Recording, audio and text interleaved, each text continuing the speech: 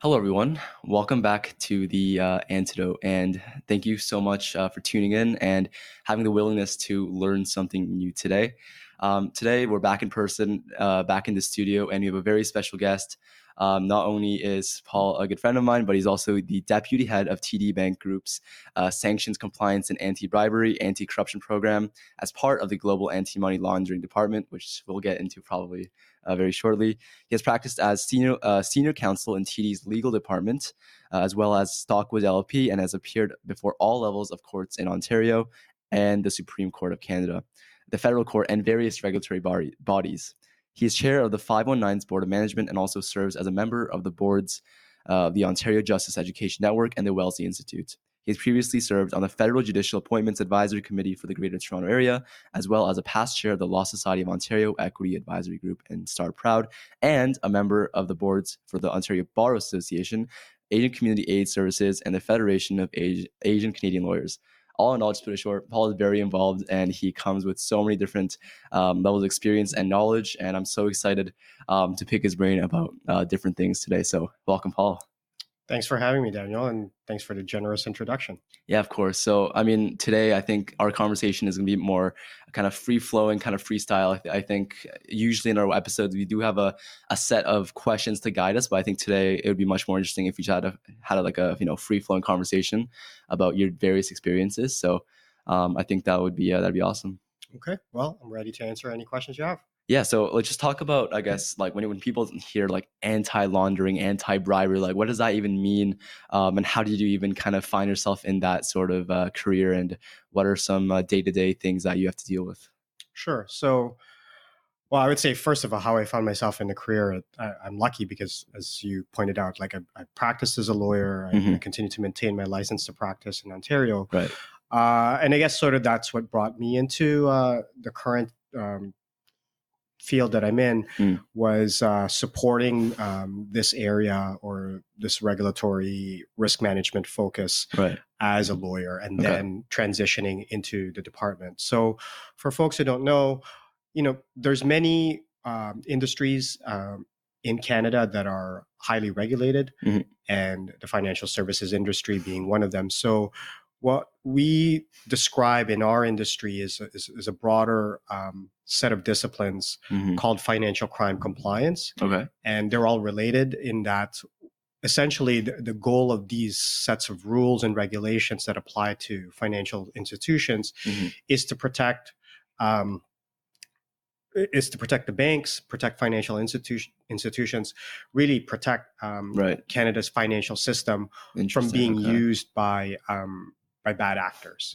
So when we're talking about money laundering, it's criminals trying to use the financial system to basically clean their money. And when we're talking about anti-bribery, anti-corruption, it's about the use of the financial system to reward bad actors, particularly in the case sometimes of corrupt politicians. Is North Korea never? Yeah, so North Korea is considered a bad actor in terms of its regime, and obviously it's subject to economic sanctions. Right. So that's another pillar of the financial crime compliance regime is sanctioning individuals or sanctioning jurisdictions, sanctioning different types of activity, and making sure that the financial system doesn't allow the flow through of money to those areas. Yeah, I don't know why North Korea came out. I think I saw like a documentary where like North Korea like hacked Sony's database because they were to release like a movie that kind of portrayed North Korea as kind of satire and cruel. And I think they like hacked like every single employee's like information, and I don't know. I think they also do things in the financial aspect. So I think that's why I kind of thought of that. But that's very interesting. Yeah, there's a whole intersection of it, right? Yeah. So sometimes, corrupt politicians or other bad actors are placed on a sanctions list, and that means we have to block their assets and freeze their property in the financial system. Right. And also, some of these illicit actors, they're trying to still make money just to advance their goals, right? Whether it's political goals or criminal goals. And then what they're trying to do is use the financial system to make their activity look legitimate. So they'll hide behind shell companies, they'll hide their assets, they'll use other people to do their transactions for them, and Right. it's sort of a cat and mouse game. And it's a Right. very interesting regime that the financial institutions here in Canada and around the world are part of in terms of trying to implement the laws and rules that the governments issue to make sure that the system that we're all a part of is actually used for productive means. Right.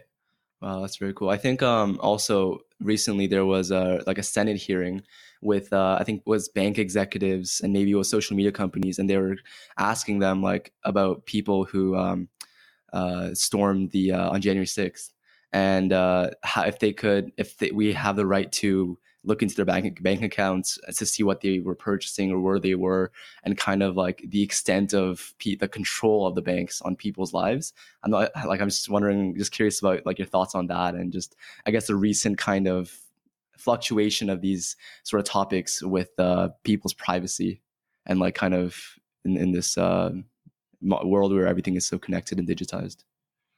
Sure. And I think what you're referring to is obviously what happened in the U.S. and in the storming of Capitol Hill after Joe Biden was elected president. There's a similar issue that happened in Canada, of course. Right? There was the convoy that blockaded the streets in Ottawa and blockaded the Ambassador Bridge. Right. And so one of the tools that the governments looked at in using was constraining the ability of the actors in charge of these nefarious activities, which created challenges for physical safety, national security, and frankly the economic security. In Canada's case, when they blockaded the Ambassador Bridge, that was a very crucial that was trade, billions of dollars of trade that was stopped because of people blockading the bridge. And so the question about whether or not governments have this right, in Canada, the government invoked the Emergencies Act. In the U.S., there's been talk about something similar, or whether in other circumstances there would be other ways that you can do that. And essentially, the question is this: when the state is being challenged in its ability to protect its citizens, protect its institutions, and really, the very fabric of our democracy, what are the tools that are available to it? And the question is, what reasonable expectation can people have in their financial transactions? Well, what I mentioned to you before, the financial system is highly regulated, right? And, we don't have the ability to transact through the financial system without it being observed. Like the reality of it is, because we're part of this system, this ecosystem, your transactions are monitored and tracked for various reasons, to prevent fraud, to prevent risk to the bank, but also, as I said, to prevent bad actors from using the financial system. And so while there's confidentiality in that, banks can't just release information writ large and can't just disclose things to anyone that they want. When there are legal provisions that require the disclosure information, or where there are legal provisions that require the freezing of assets, banks have to follow that rule. And banks, just like anybody else, are subject to the rule of law. And so when there are laws, the right way to challenge that is to go to court, or to petition the public officials. But if those laws require the banks to do certain things, then that's what they're obliged to do, right? And so it's a challenge. And there's a broader piece about this, about the tension between national security and which includes our economic security, and individual liberty. And because we live in a society, particularly in Canada, where we're subject to the charter, there's a balancing that has to happen, right? And so people can't just do whatever they want, because there are rules and laws that apply to them. But not everything can be done in the name of national security. And in every instance, there's got to be a balancing act. And so the question of whether, in the case of what happened with the convoy, whether the balancing act was appropriate, that's actually going through the courts right now. There was a federal court decision that said the government didn't quite get it right, but there was also a national commission that said, well, actually, the government is entitled to deference, and so it's going to be interesting to see how that continues to progress. But those challenges don't stop there. There's other challenges that are happening today in our world, right? There's foreign interference in our political system. There's obviously conflicts around the world. True. And so, Canadians' national security and Canadians' economic security have to be at the forefront of our government today and our future governments to ensure that we can continue to thrive as Canadians. And if we don't use the tools available to us to protect us, then we won't have a country to defend. Yeah. No, that's very interesting. And I think you really tackled that information or that case as a very in a sort of like a lawyer kind of way. And just for the audience, because a lot of our audience are young people, and a lot of people that listen to my podcast, at least that I know personally, want to get into law because they want to get politics later on, and they want to be a lawyer. They want to go to law school. Maybe they want to do like an undergrad in like poli-sci or philosophy or whatever. What is like to be a lawyer? Like, is it just like suits? Is it, No, I always tell people, take away what you see from TV or the movies. And what you boil it down, law is about helping people with problems. Right. And sometimes you're helping people in the context of their organization. So you're working for a company and helping those folks within that company follow the rules and make sure that they can do their jobs while complying with regulations. And sometimes you're helping people resolve conflicts, whether it's a family situation or two people who are in a business dispute or various things. So ultimately what I tell people is you have to want to help people if you want to become a lawyer. Like, a lot of people have this preconception, lawyers make a lot of money and what they do is, they just rack up the bills. But at the end of the day, if you don't care about helping people, it won't be a good career. And that's what I always... It won't have meaning, right? Yeah. And then what I always tell people too is think about the types of problems that you want to solve, right? There's different ways that you can tackle some of those problems, and not always through the lens of law. Law is a tool, just like many ways of problem solving allow you to look at a situation or a scenario through a specific lens. But not everything is just a legal problem. Sometimes there are underlying systemic issues, underlying social political issues, underlying economic issues, underlying personal issues. In the nature of a conflict, there's all these dimensions to it. So for example, when we just talked about, the convoy situation, there's a debate about, what does the law allow? What does the Emergencies Act and the thresholds required? And, it can be very technical. And I take your point, like how I described the problem was very lawyerly. But if you peel underneath it, the debate is about some of those people that were protesting felt that the government had gone too far in mandating vaccines or, putting restrictions on people's movement during the pandemic. That's a political question. That's a political debate. Some of those people were animated because they had a personal vitriol or personal dislike of the prime minister. And that is something that the law doesn't really address, right? And so what I always tell people is, what are you trying to solve? And why do you want to go to law school? Why do you want to become a lawyer? Because is that the way that you want to solve problems? Some people, now are concerned about economic freedom, but also like economic mobility in Canada. Being a lawyer might help because you might be able to argue, for example, about, zoning restrictions and building housing and or access to healthcare, access to education. Those are different things that you can use legal tools. But some of those things are, again, political questions. They're about how we arrange and order our society. And again, they don't necessarily have to be done through the lens of law. And so it's interesting because some people are very attracted to law because they have a preconception of what it is.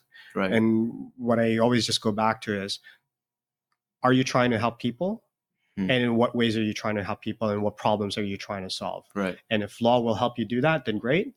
But if law doesn't help you do that, then there are other ways that you can probably tackle the same issue, but in a different context. And I always encourage people to think long and hard about what their ultimate goals are Right. before, diving into, because it's a very long career. Right. Oh, yeah. And obviously preparing for it takes a very long time. And so what I always tell people is this the sacrifice that you want to make, for the ultimate goal that you want to achieve. Right. I'm guessing before you went into law, there might be, I guess, some preconceived notions that you had about the field and about what would be like as a lawyer living day to day. Is there things that you look back and like, why did I ever think that? Or like kind of things that like were much more different, or kind of things that like kind of shocked you? So one of the things that you mentioned in my bio is I'm a board member of the Interior Justice Education Network. And, I've done that for 6 years. And my first exposure to law was actually a mock trial. So that one of the things that OGEN does is it basically devises a problem for use by high school and university students, like a mock trial problem, right? And so very early on in my education, I got exposed to sort of the legal system and had all of these, as you said, like preconceptions. My first visit to a courthouse was, I think I was in grade 7 or grade 8. Okay. Right? And so from then on, I wanted to become a lawyer, or I thought I wanted to go to law school. Okay. At least that's what my goal was. And of course, when you actually get there, it's very different from what you expect. But I also didn't have a lot of models, right? And so one of the things that why I do these types of podcasts or talk about my career a lot is because there's not a lot of people that look like me in the legal profession, even today in 2024, right? And so I didn't have a lot of people that I could ask. Obviously, nobody in my family was a lawyer, and none of my parents' friends were lawyers. Right. And so unlike some students who go into law school who have that benefit, who have that privilege, who can contact other mentors or people in their lives and ask about career questions, I had to figure all this out myself. Right.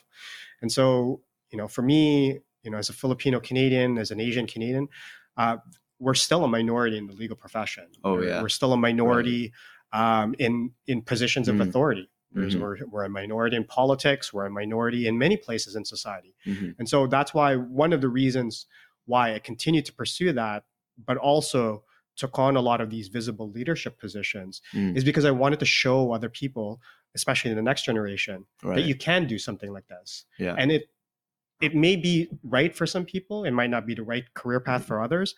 But what I want people to be able to imagine is that somebody that looks different from what they see on TV or what they see in the movies can actually do this and actually be successful in it. Yeah, that is so important. Even for me, I'm obviously interested in a lot of various different things, and just seeing someone like, for example, I've yet to meet a Korean person like working just in politics and being around politics yet. Like I've met people who kind of been in the municipal government. I've met people who are on the conservative side.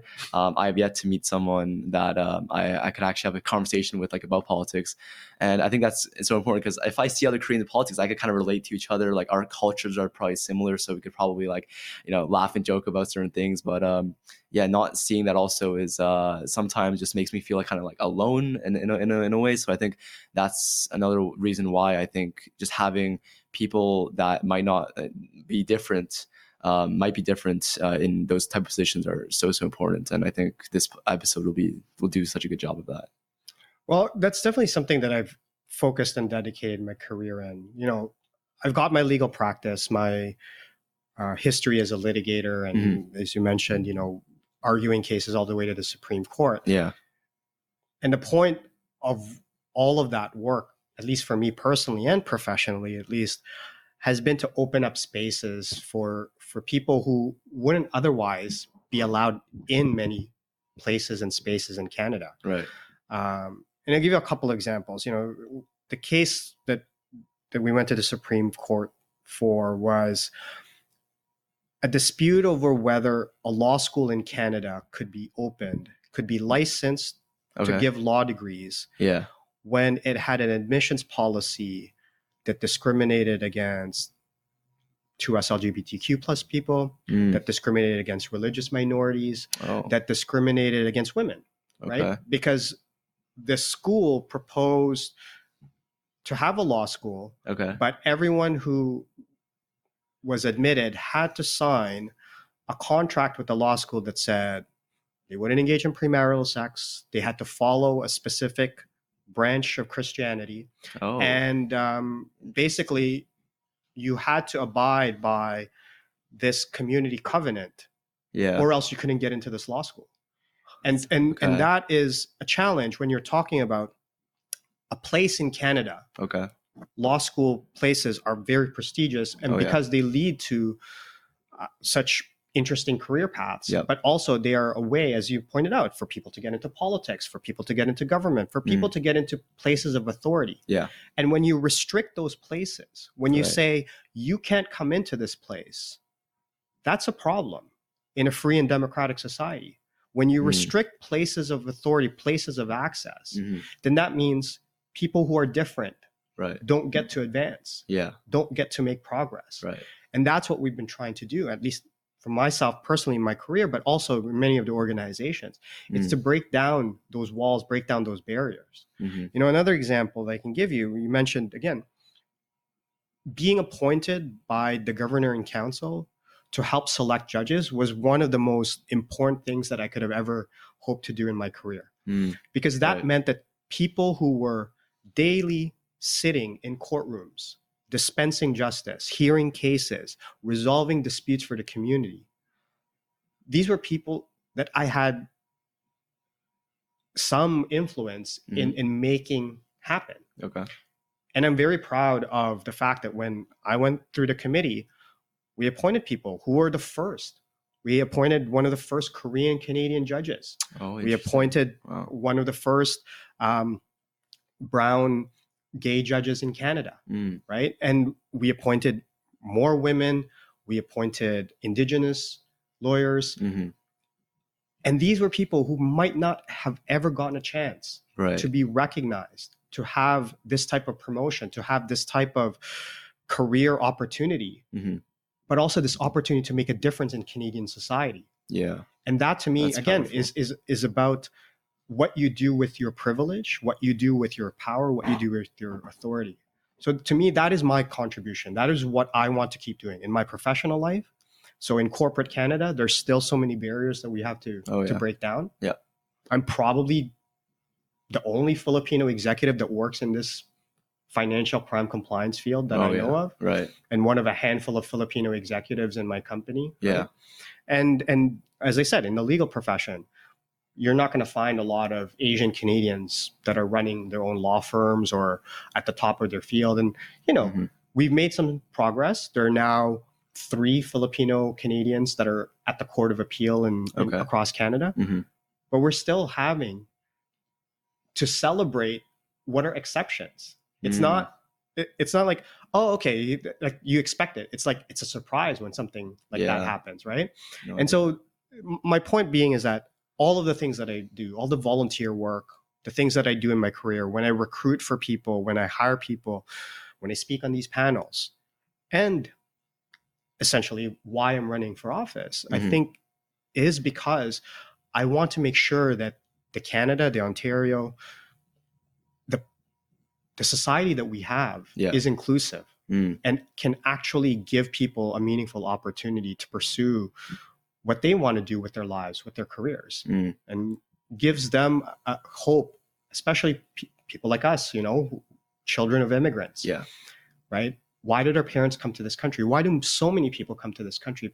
It's for opportunity. For sure. Right. And if people encounter barriers, then this province, this country doesn't live up to its promise. And what we need to do is have people who have the privilege and the power to break down those barriers, and to open those doors. Yeah. I think this would be a great, I guess, segue back, I guess, to the topic of equity, because I think that kind of, the word kind of summarizes a lot of the things you just said, just giving these people more opportunities based on their specific circumstances.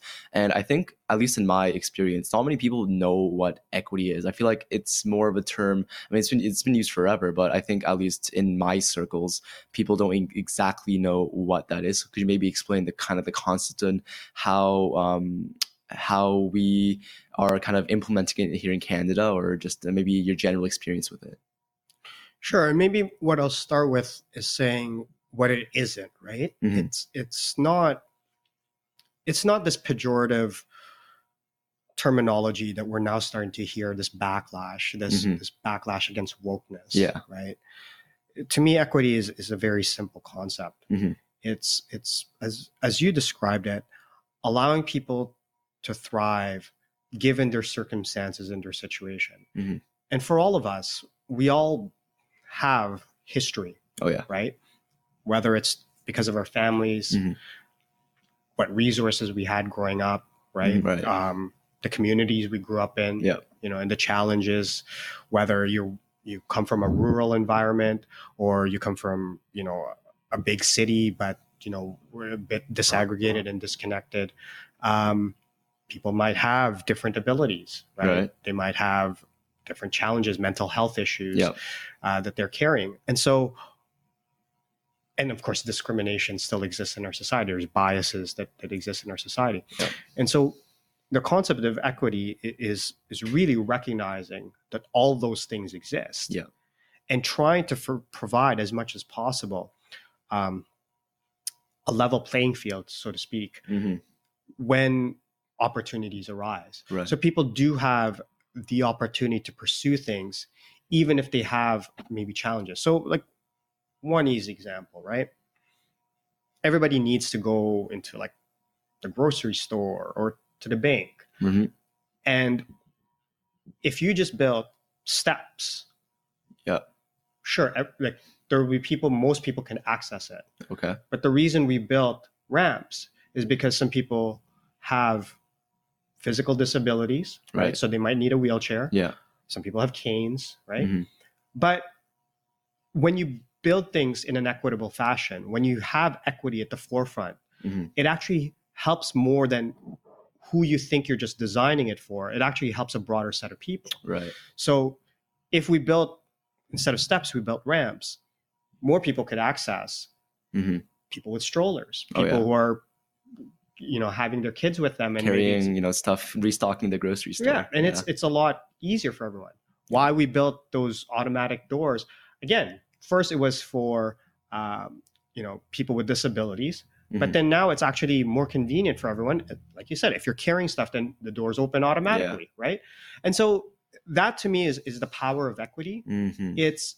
It's trying to, again, level the playing field. Right. But when you do that, it actually helps a lot more people. And Mm. when you help a lot more people access things, there's a lot more productivity, a lot more economic activity that happens. Oh. And that, Right. again, that goes Yeah, for back sure. to growing our society and allowing more people to participate in it. Mhm. And instead of thinking of it as a zero sum game, Mhm. what equity does is it helps expand the pie, Mhm. right? And that to me is one of the biggest things that we have to think about in Canadian society. In Right. Ontario today is like we have, over the years observed lower productivity. Mhm. And one of the best ways to increase productivity is to have more people participate in the economy. Right. And so if you have more people participating, Right. then there's more jobs, there's more consumption, there's more Mhm. need for services. And so it grows on itself, Yeah. right? But if you restrict things, if you say, no, certain types of people, certain groups of people won't be able to participate, Right. the I economy mean, shrinks. yeah. It's just basic economics. And so equity to me, it is part of the economic story that we have to build, Right. right? It's That's part of the interesting. narrative.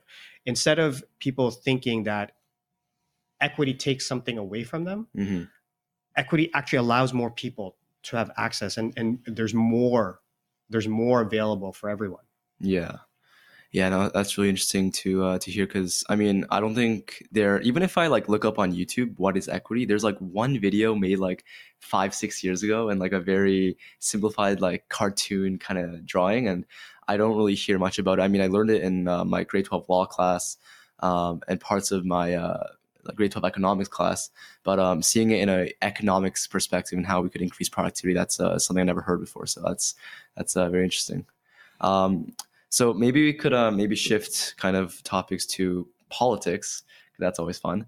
Um, So one thing I kind of want to mention is that I participated in the Model Parliament program a few weeks ago, and in that program we got to watch Question Period for an hour. And during Question Period, obviously, people were heckling at each other, people were calling each other names. Merritt and Doug were going at it, and um, after Question Period, like we see these politicians who are so called fighting each other and calling each other names, like having coffees and talking about how their kids are and stuff like that. And to me, I mean, it wasn't a big surprise because I think I knew some of that existed, but it was kind of odd and refreshing to see it in person and to actually know that people aren't actually like that, just like how they're on TV. And what got me thinking was, well, if I think I got the capacity to think about that just because I've been involved for some time, but maybe the average Canadian who just maybe sees clips of these clips of Question Period on their televisions or their smartphones, and that's all they see maybe for the whole day. Mm-hmm. I wonder what goes into their mind. So maybe you want to briefly talk about that, because I think you have a lot of. I mean, I think we talked about this even before in the event a few weeks ago about that, and that the importance of, I guess, this heckling in democracy and the ability to do that, right? So it's a lot of questions, but yeah, there's a lot in that, because you identified one aspect of what we describe as politics, which is the theater of it, right? The performative aspect of it, because it's what gets views. It's what attracts clicks and likes and follows, right? And there's sort of this self-fulfilling, self-generating aspect to that, right? The more that people tune into these things, then that's what media assumes people want, right?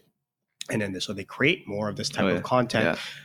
Politicians create more of this content. They go and say bombastic things on Twitter, or they say provocative things in news conferences, and that's what generates that heat. But at the end of the day, I look at it and say, why are people in politics? And if people are not in politics to help people, they don't belong there. Right. And that is, what I will say. And this isn't necessarily a partisan attack, but it is a very specific criticism of what I see in this current provincial government, is that I don't see how their actions can be seen as wanting to help people if what their actions are exposing corruption, or exposing benefits to insiders, or exposing undermining of our shared priorities, taking away the Ontario Science Centre for residents. Right. And those are the kinds of things where say, what is your lens? What is the lens through which you're doing politics? Why are you in the job that you're, and if your underlying motivation isn't helping people, then I don't know what business that you have. And so when it comes down to, people having their coffee chats, in between sessions, and frankly, I have friends who are from different political stripes, right? I've grown up with a lot of people, and especially, as you said, lots of lawyers get involved in politics. So I know people who are conservatives. I know people who are NDPers and, the Green Party. As a liberal, I know what I stand for, and I know what my values are, and I know what they stand for. And I think ultimately there are people I know who we just have a different way of interpreting how to resolve, social problems. And so I'm happy to continue to have those conversations with them and debate them. And that's part of what politics in sort of I think the ideal sense is. Just like my practice was in civil litigation. It's about having a forum to resolve your disputes in a civil manner, in a manner that preserves the relationships that we need to have in a society. So you can get in there in a courtroom or in parliament and have vociferous debates about strongly held beliefs, about very different approaches to problems. But you respect the process, you respect the outcomes of that process. You find ways, if you disagree with the outcome, to appeal it, to try to dispute it, to change maybe at the next election cycle. But at the end of the day, what we are doing is trying to resolve our disputes as a society in a civil manner. Right. Because if we take away that, if we take away parliament, if we take away the courts, what we have left is basically every person for themselves. Yeah. Oh, right. And that is, to me, a scarier proposition. Yeah. So while I disagree vehemently with what this current government is doing, while I am scared for what a Pierre Poilievre government might do, right, what I will do is fight within the system to make sure that we hold them accountable, right, and that we pursue the principles and the values and the objectives, the things that are important to us as liberals or as progressives. Right. But I also respect the fact that there are people who we need to convince, and that we need to find ways to disagree with them, right, without pouring on fire to online hate, without pouring on hate speech, and without vilifying them. Finding common ground, right? And that's ultimately the challenge, is finding common ground, because at the end of the day, we're all Ontarians, we're all Canadians, and we need to find ways for us to live together. And so when someone is in power, when someone is in government, when someone is holding authority, the thing that they have to remember is they're not just doing it for their friends, right? Or they shouldn't be, right? They should be doing it for the benefit of society as a whole. And that ultimately is the test, right? Whenever somebody is in authority, when someone is in power, ask yourself, do you think what they're doing is being done for the benefit of society, or for a very specific interest that is personal to them, that is probably selfish, or that could be corrupt? Yeah. I think that's a great way to look. I think for young people to kind of look at, I guess, some of politicians' decisions, because maybe sometimes it's portrayed, especially in our media, as something else. And I think if we, I guess, have the capacity to kind of critically think about some of the things that are coming up, I think that would just be just great for our listeners to think about, right? So, I think I really want to touch on this topic about just populism right now, especially this year, and I guess next year as well. Just with the upcoming elections down in the States and down in the States and Canada, and just the role of the media and how much of a role it plays in politics today. I think I was watching like a YouTube video like a few days ago. It was like best American politician speeches over the past like 100 years, or I think another one was like when politicians are like friendly towards each other. Do you think, in your opinion, like the media, do you think the media had like a direct role, or probably did, but in, I guess, separating people and I guess polarizing people? And maybe if we didn't have media, I guess we would see Trudeau and Poilievre, for example, as I guess getting better along with each other? Or? I'm not sure I buy into the characterization necessarily that we are more polarized today. Okay. I think it's more visible that we're polarized today, but society is composed of very different views, right? And I think for as long as there's been representative democracy, that has always been the case. That, I mean, politicians used to challenge each other to like actual duels, and so and there'd be fistfights in Parliament, and I mean, in Korean Parliament there's been a couple of fistfights, right? So what I will say though is that I think it's more evident today, right? Because again, the prevalence of everything on social media, everything going viral, and sort of our appetite to consume things at this crazy 24-hour pace. Yeah. And so everything just gets amplified even more. Like every tiny difference, every bit of conflict, every dispute gets exacerbated, right? But some of the fundamental disputes have been around. The debate, as we talked about at the outset, where's the line between liberty and security? Where's the line between, protecting your national interests and caring about the international community? Where's the line between, approaching things from a from a social egalitarian perspective and individual libertarian perspective, right? Yeah. And these tensions have always existed.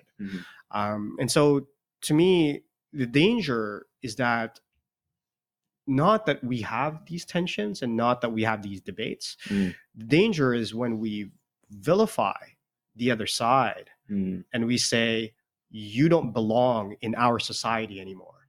Right. When we want to ostracize and banish and defeat them, you know, in ways that frankly are treading towards violence.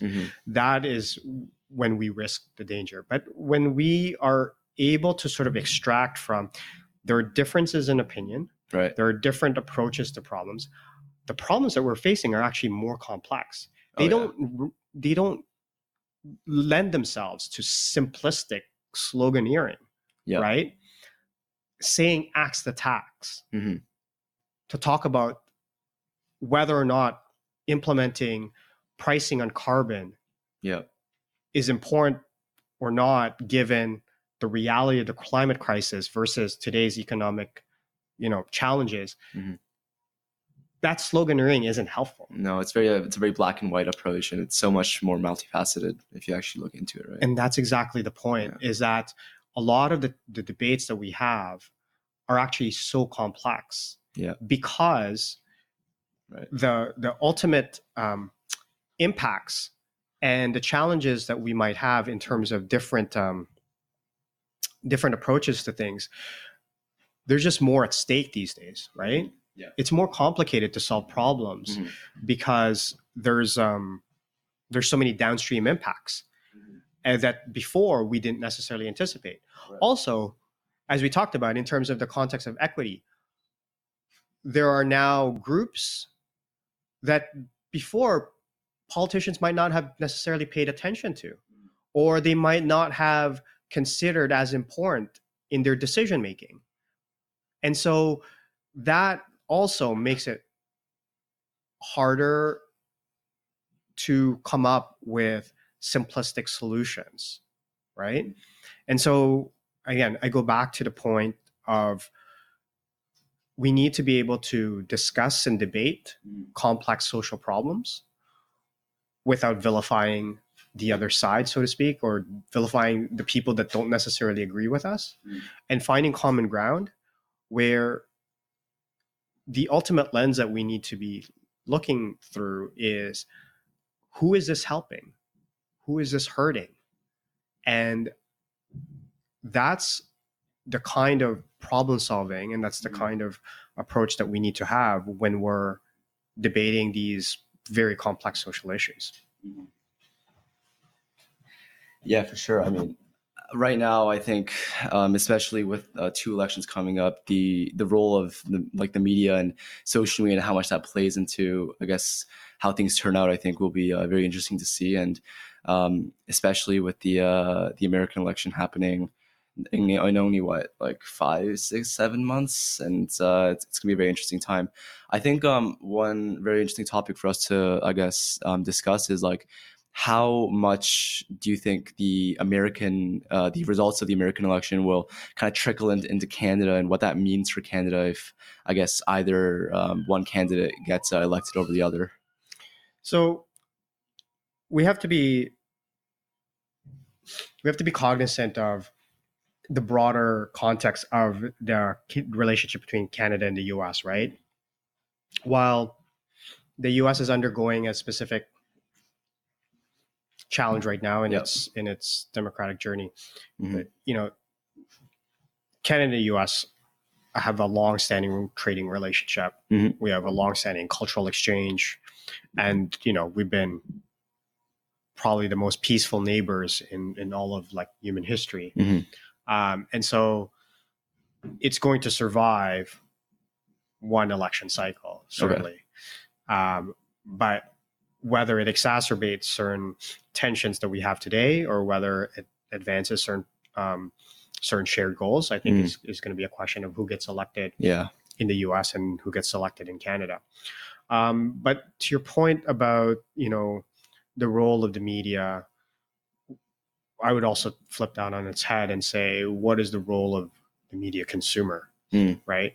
So some people, maybe even some of your audience, are opting out of media, right? They don't get their news from traditional media, and they're getting their news from other sources like TikTok influencers or YouTube vloggers or podcasts like this, right? But whether it's traditional media or it's the new media that we're talking about, I think it still lies on the consumer. There's a certain responsibility in terms of critically thinking about the sources of information that they get. And it's the very basic thing that you're going through and learning in school, and you know what you'll learn when you go to university, and what I hope is actually it's a common skill that people get to have after formal education, which is being able to challenge and think critically about sources of information that they get. How do they validate and verify the claims that are being made? Being able to tell the difference between an opinion piece versus you know, a report of what happened, of what was said. And so there are layers of inquiry and questioning that people ought to pursue. People should be familiar with, you know, what may be basic philosophical ideas, but like argumentation theory and you know, fallacies of reasoning. But the point being is that if we just absorb, take in uncritically, we won't know what's true and what's not. And that's one of the most dangerous things. And it's not just media's responsibility. Like, obviously media shouldn't publish falsehoods. But we should also have a way as a society and as individuals to be able to think critically and challenge and really look for sources of truth, look for reliable sources of information. And, you know, whether you're participating on a private group chat, whether it's a WhatsApp channel that you subscribe to, or like I said, podcast or YouTube, think about, why are you listening to certain types of people and their opinions? Why do you believe what certain people say? And what makes their statement of fact or opinion more believable or more credible than, say, a more traditional source of news? And if people are going to critique traditional sources of media and say, well, they're biased and they're this, how do you know that what you're listening to isn't biased? What you're listening to isn't also being subserved by other interests? Like, who's funding that blog that you're subscribing to? Who's funding that podcast? And those are the kinds of questions that people need to really, really think about. Because you might think, oh, well, you know, I listen to this guy on YouTube and he tells it like it is. And he doesn't, you know, pull any punches. Do you know how he makes his money? Do you know who his circles of influence are? And who sponsors are, or his audience. Right? And do you know what his agenda is? And that's the kind of thing where I challenge people and say, there's no such thing as people having no agenda. There's no such thing as people not having influences behind them. Oh no. Traditional media and social media all have that. The question is, do they hold themselves to a standard? And can you objectively identify those standards and hold them accountable to it? So what we have with traditional media is that they subscribe to certain principles. You can file complaints about, you know, whether or not they're following the rules or not. Can you do the same for non-traditional media? It'll be difficult. And that's the challenge, is that, so I'm not saying traditional media is perfect, and I'm not here to necessarily defend all traditional media. What I'm saying, though, is that for everything that we say is new and that should replace traditional media, there still has to be a standard of responsibility that has to be imposed. Because if you have that, again, you have that power and privilege to influence people, you better be using it for the right purposes, right? And if you're not using it for the right purposes, then I don't see how you're any different from any of the people that we're accusing of corruption or accusing of bias. Okay, all right. For the sake of time, actually, we're gonna get two more questions in. I think let's kind of divide into, I guess, 2 minutes, half for about 5 minutes. And these two questions, the first one is, I wanted to ask you this, like even before the episode. AI is definitely like a hot topic that a lot of people are talking about, and For me personally, like AI helps me in a lot of different ways, like just editing the videos, not editing them, but once they are edited, putting them in a system, and then it like shoots out videos like shorts, and it's amazing. And it's just, that's one of the aspects of how AI could positively benefit, society in a way. But sometimes I see, certain videos that are AI generated, seeing just like so many different problems sometimes that it comes with. How do we kind of find that fine line of using AI for our benefit, but also preventing AI from, I guess, using a sci-fi term, but taking over the world, right? Sure. AI is a tool, just like anything that's invented by humans, Mhm. right? And how it's used is going to be dependent primarily on who's using it, Yeah. what their objectives are, but also what are the rules around it. Mhm. And that ultimately is one of the things that we have to come to as a society. We can't just let tools continue to evolve and develop Mhm. without having a frank discussion about what we want these tools to be used for. True. Right. And so it's definitely a responsibility of governments to set those ground rules. Yeah. It's a responsibility of the inventors, the innovators Mhm. who are pushing out new solutions. And it's a responsibility of consumers, whether it's big organizations, whether it's governments themselves who are consuming AI products and solutions, or whether it's individuals. Mhm. It's all a collective responsibility to say, this is what we would accept, this is Okay. what we don't accept, Mhm. right? We may not accept that AI gets to make decisions about life and death. Yeah. We don't want to accept that AI gets to put out things that aren't true, Yep. and people won't be able to tell the difference. Right. We don't want to accept that AI will produce or continue to perpetuate biased results. Right. And so we need to set those parameters. Mhm. We need to probably enact regulations. Mhm. And then we need to hold accountable anyone who's putting out new AI solutions, but also using AI solutions. And so there's two sides of the equation, right? Yep. There's people who are using the AI. Okay. They have to be subject to certain rules. Mhm. And there's people who are continuing to innovate and invent. Mhm. They have to be subject to certain rules. True. And those rules have to be something that we discuss as a society as a whole. Right. And those things are the responsibility ultimately of our governments to enforce. Right. I mean, I guess with any type of tool, like for example, the internet. I mean, a lot of people use the internet. I mean, just to live, to work, to live their daily lives, and to watch entertainment. But the internet also, there's maybe, I'm not sure the exact percentage, but there's a portion of cyber criminals, for example, who have like Mhm. phishing sites or like the dark web, for example. Like there's definitely tools that could be used in malicious ways. And I mean, I think definitely AI has the potential, and right now it's happening, but people using it for malicious purposes. But do you think, in comparison to the internet, people using AI, then maybe even if it's a small percentage for malicious purposes, like is that going to be too much? Is that going to be too harmful? Where it's going to be like just because it's AI and because it's intelligent? So we ultimately don't live in a risk-free society, right? Mhm. And everything that we do as human beings, there's going to be a percentage where, whether through accident or negligence Mhm. or outright malicious intent, bad things are going to happen. Right. Humans are humans, right? And some humans are not as good as others, Yeah. right? Yeah. And so we have to figure out what our acceptance and tolerance of that is. Right. And if our acceptance or tolerance of it is zero, Right.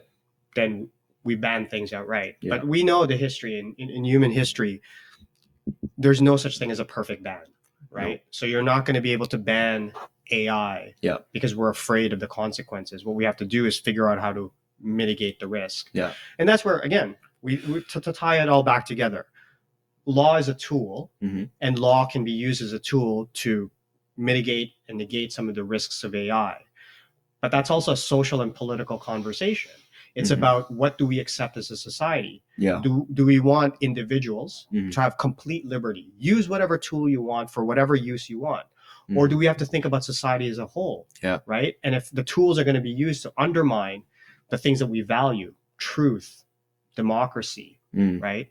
And the ability to be able to discern what's real and what's not, Mhm. then we have to put limits. Mhm. But And then I go back to the point about equity, Right. right? For everything that we invent, for every tool, is it going to advance participation and inclusion in our society, in our economy? And AI has that power. Oh And yeah, so for sure. I'm not afraid of AI. Mhm. What I'm afraid of is that we don't tackle the risks of AI Right. as we try to promote its good uses. Mhm. And so what we need to see is, with clear eyes, what is the good and the possibility. And you said so many great things already, Yeah. right? It can help you with productivity. It can make you produce more videos faster Mhm. and make better content. Yeah. It can help students, Right. learn about things in a different way. Oh yeah. It can augment the things that you're already doing, Mhm.